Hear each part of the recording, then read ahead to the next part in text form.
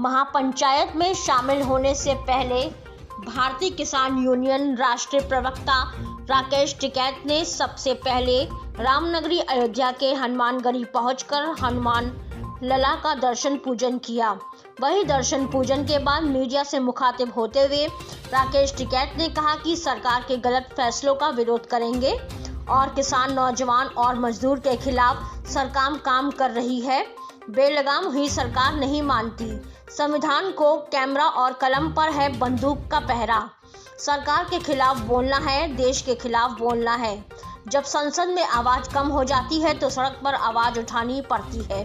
जिस देश में विपक्ष कमजोर होगा वहां तानाशाह का जन्म होगा। तानाशाहों के जन्म पर क्रांतियां होंगी। उन्होंने कहा कि अब टाइम आ गया है। अयोध्या में सरकार किसानों की जमीन छीनने का प्रोग्राम कर रही है।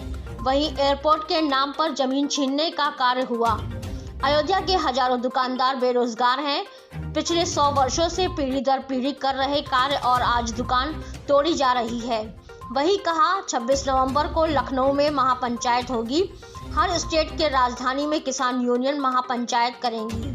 26 जनवरी को संविधान बचाओ दिवस मनाया जाएगा। तो वहीं अयोध्या आगमन पर बीजेपी पर साधा निशाना। कहा अयोध्या हमारा है, घर रामलला भी थे रघुवंशी, हम भी रघुवंशी हैं। हमारे पूर्वज अयोध्या वासी थे। अयोध्या आने पर ले रखा है क्या बीजेपी ने स्टे? हमारे घरों पर किया है कब्जा छुड़वाना पड़ेगा। बता दें शहर के गुलाबबाड़ी मैदान में किसानों की महापंचायत में राकेश टिकैत शामिल हुए और किसान महापंचायत को संबोधित किया। इस दौरान राष्ट्रीय महासचिव राजवीर सिंह जादौन भी राकेश टिकैत के साथ व किसान नेता लोग मौजूद रहे। किसानों की जमीन छीनने का प्रोग्राम कर रही है। एयरपोर्ट के नाम पर जमीन ले रही है, फ्री में जमीन ले रही। यहाँ के दुकानदार हैं, बहुत सालों से इनका काम चल रहा था। यहाँ को तोड़ के भव्य बिल्डिंग दोनों तरफ बन जाएंगे जिससे कॉरिडोर और मंदिर सिर्फ दिखे और यहाँ के हजारों दुकानदार बेरोजगार होंगे। अयोध्या के भी जो यहाँ 50-100 साल से यहाँ पे पीढ़ी दर पीढ़ी अपना काम कर रहे हैं, आज खाने कमाने का उनका टाइम आया था। आज उनकी दुकानें सब टूटेंगी। फसलों के दाम कम हैं। एमएसपी गारंटी कानून देश में चाहिए। उसके कम रेट में फसल बिकती है, ना बिके। बिजली के रेट महंगे हैं। पहले ये हुआ था कि घोषणा पत्र में उन्होंने कहा कि हम बिजली को फ्री देंगे किसान को, और अब मीटर लगा रहे हैं। मीटर में को फ्री बिजली कैसे जाएगी वो टेक्नोलॉजी बता दें हमको। एमएसपी गारंटी कानून नहीं है, स्वामीनाथन कमेटी की रिपोर्ट को लागू नहीं है। कड़वा तेल, जहरीला तेल बढ़ने जा रहा है। क्या किसी आम आदमी को पता है? जिस तेल को हम कड़वा तेल कहते थे, उसका यूज करते थे, उसकी नई परमिशन दे दी है। अभी सुप्रीम कोर्ट में अपना पक्ष रखा, 17 तारीख फिर उसकी लगी हुई है सुप्रीम कोर्ट में। हम अपना दस्तावेज फिर वहाँ पे भी देंगे। आंदोलन की फिर जरूरत है। अभी 26 तारीख को हमारी लखनऊ में पंचायत होगी।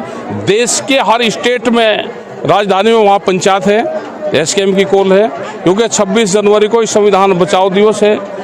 26 नवंबर को दिल्ली का आंदोलन शुरू हुआ था और 26 नवंबर को ही संविधान बचाने का जो दिवस है वो 26 नवंबर का ही हमारा है। हनुमान जी जो हमारे तो पूर्वज थे भाई, हमारा जो जन्म स्थल है ये अयोध्या है। हम भी रघुवंशी, रामचंद्र जी भी रघुवंशी, तो हमारे पूर्वजों का जन्म स्थल ही है। तो अपने घर में भी ना हो क्या कोई स्टे है यहाँ पे? क्या बीजेपी वालों ने यहाँ का भी ठेका ले लिया कि स्टे ले रखा हमारे ऊपर? हम अपने घर आए हैं तो अपने घर तो आते रहेंगे।